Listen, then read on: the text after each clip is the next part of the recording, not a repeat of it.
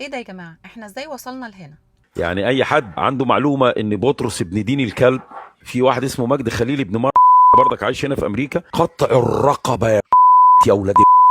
ازاي حد يكون عنده الجرأة دي ان هو يقول الكلام ده ومن جوه امريكا؟ الاستاذ بهجت صابر اللي لسانه يتلف في حرير زيه زي شيخ الجامع اللي موجود هنا في امريكا وبيقول لك الموت لامريكا، وامام الجامع اللي جوه امريكا برضه اللي بيقول لك هنقطع رقابيكوا لو ما دخلتوش الاسلام او دفعتوا الجزيه. جابوا منين الجرأة والنطاعة والكره ده كله؟ بغض النظر عن ان تعاليم الدين الاسلامي تعاليم كارهة للحياة، كارهة لكل ما هو جميل وراقي وحر ومتحضر، لكن كمان دي نتيجة مباشرة لكم التحريض المستمر والممنهج على الغرب وعلى المسيحيين. مش بس ان الغرب مسيحي كافر، لكن الغرب كمان مسيحي صهيوني، يعني موافق على الإبادة الجماعية وقتل الأبرياء اللي موجودين في غزة، فطبيعي إن يكون دمهم محلل وأرضهم محللة. سهلة هي واضحة. علشان كده لما بطلع أقول كفاية بقى تحريض وأجندات على الغرب وعلى المسيحيين، لأن اللي أنت بتعمله بمنتهى الشياكة ومحدش يقدر يمسكه عليك، متابعينك بينفذوه بمنتهى القذارة والدناءة. أنت بتحرض وهم بينفذوا، المعادلة نتيجتها واضحة. علشان كده أنا قلت وهقول تاني، التحريض المستمر من الداخل